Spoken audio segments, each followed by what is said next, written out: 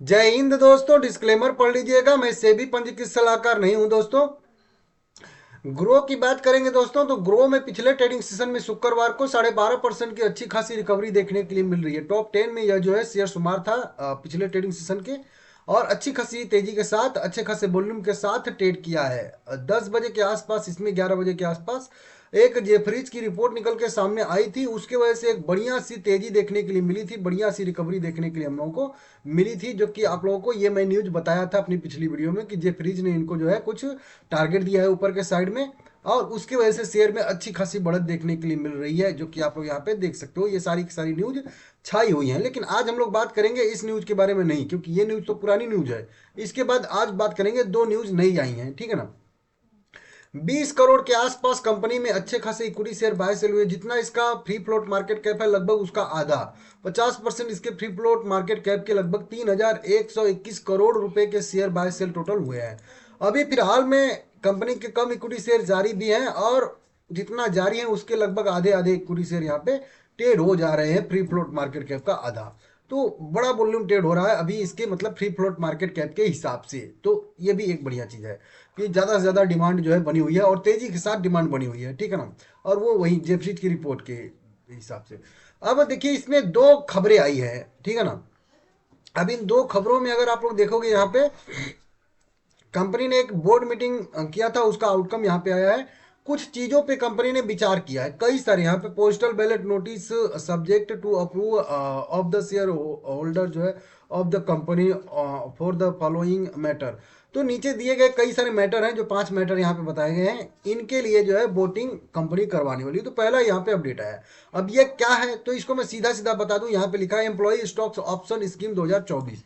तो company employ stocks option scheme 2024 के लिए जो है मंजूरी पाने के लिए, कह लीजिए कि यहाँ पे employ stocks option scheme company लाने वाली है, और इसके लिए वोटिंग कराने वाली है। शेयर होल्डर से मंजूरी की आवश्यकता है, तो मंजूरी चाहिए कंपनी को। तो पहला तो ये मैटर यहाँ पे आ जाएगा, ठीक है ना।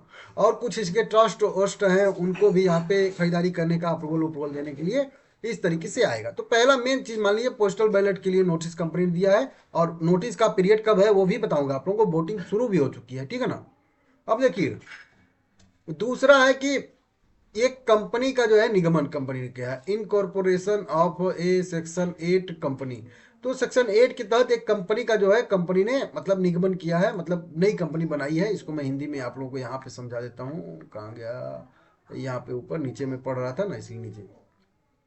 तो ये तो पहले तो वही कह लीजिए कि एम्प्लॉय स्टॉक्स ऑप्शन स्कीम के लिए है, और दूसरे नंबर पे देखेंगे हम लोग यहाँ पे, तो देख सकते हो सेक्शन 8 के तहत कंपनी का निगमन, जो इनका रूल रेगुलेशन होगा इन कंपनी का, सेक्शन 8, ठीक है ना। बताया जा रहा है कि कंपनी एक ग्रो फाउंडेशन नाम की, ठीक है ना, जिसका नाम कह लीजिए मतलब एक कंपनी बनाने के लिए बोर्ड ऑफ डायरेक्टर ने मंजूरी दिया है। और कंपनी जिसका नाम लगभग ग्रो फाउंडेशन रहेगा, या फिर जो कॉर्पोरेट मंत्रालय से जो भी मंजूरी मिलेगी, कोई अन्य नाम भी हो सकता है। तो इस नाम का रिकमेंडेशन दिया जाएगा कॉर्पोरेट मंत्रालय को। अगर इसको मंजूरी मिल जाती है तो यही ग्रो फाउंडेशन नाम रहेगा अगली कंपनी का, जो नई कंपनी बन रही है। नहीं तो जो भी मंजूरी मिलेगा उस तरीके से नाम रहने वाला है। अब ये कंपनी किस चीज पे काम करेगी, तो ये company social development, education, environment, sustainability, research, culture, community, इस तरीके से कई सारी जो है मतलब एंगेजमेंट और दूसरे परोपकारी कर्मों के लिए जो है कंपनी एक बनाने वाले हैं ये लोग, ठीक है ना। साथ खास करके कह लीजिए एजुकेशन सेक्टर टाइप की कंपनी ये लोग बनाएंगे, ठीक है ना। तो ये एक दो मतलब कंपनी बनाए, तो दो अपडेट कुल मिला के यहाँ पे कंपनी की तरफ से आया है, जो कि आप लोग अब इसी के बारे में कहा गया है कि company total 35 crore 15 lakh 18,433 equity share ESOP employee stocks option 2024 योजना के तहत जो है मंजूर करने वाली है, इशू करने वाली है। अगर शेयर धारकों से वही जो अभी वोटिंग हो रही है उसमें मंजूरी मिलती है तो अब ये कंपनी 33 करोड़ इक्विटी शेयर नया जारी करेगी, लेकिन ये एक ही दिन में जारी नहीं करेगी, ठीक है ना। अगर मंजूरी मिलता है तो फिर यह जो है शेयर कंपनी जारी करेगी, और ये जो है अगले 20 साल के लिए जारी करेगी, 20 साल तक जारी करेगी इस शॉप। धीरे धीरे धीरे धीरे 10 करोड़, दो 10 करोड़ नहीं, मतलब 1 करोड़, 2 करोड़, 1 करोड़, 2 करोड़, 50 लाख ऐसे कर करके 20 साल तक जारी करेगी, ठीक है ना। और उस ई शॉप का जो ग्रांट एक्सपायरी जो पीरियड रहेगा, ठीक है ना, एक्सरसाइज पीरियड जो 10 साल का रहने वाला है, ठीक है ना। उसके बाद ग्रांट जिनको मिलेगा, ई शॉप जिनको मिलेगा, वो दो तरीके से उसको बुना सकते हैं। 25%, मतलब किसी बंदे को अगर 100 ईसॉप दिया जाता है तो 100 ईसॉप में से 25 ईसॉप, जो भी मतलब ये 100 ईसॉप कंपनी के करेंट वैल्यू से बहुत ज़्यादा कम डिस्काउंट प्राइस पे मिलते हैं, ठीक है ना।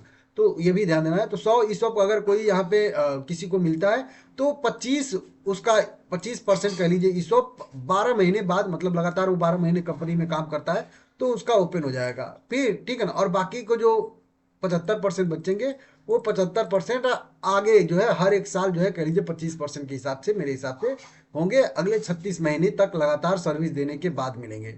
तो जो 75% बचेंगे, मतलब 100 में से अगर 100 शेयर आपको ई सब जारी किए गए हैं तो 25 शेयर आपको एक साल के बाद मिल जाएंगे। बाकी 36 महीने और लगातार आप सर्विस देंगे कंपनी में तो आपके 75% में भी ई सब जो है वो इजिबल हो जाएंगे बिकने के लिए। तो इस तरीके से आप लोग यहाँ पे समझ लीजिएगा, ठीक है ना। इसका पीरियड रहेगा, एक्सपायरी कह लीजिए या उसका लॉकिंग टाइप का, इस तरीके से कह लीजिए, ठीक है ना। इस तरीके से रहेगा। बाकी जो नई कंपनी बनाई जाएगी उसके लिए भी यहाँ पे वोटिंग होगी। अब मेन चीज आता है कि वोटिंग कब से कब शुरू होने वाली है, कौन उस वोटिंग में हिस्सेदारी लेगा, भाग लेगा, ये चीज समझ लीजिएगा। देखिए वोटिंग यहाँ पे अभी शुरू हो चुकी है। सबसे पहले एक कट ऑफ डेट है 18 दिसंबर 2025, ये तो डेट बीत चुका है जी हाँ।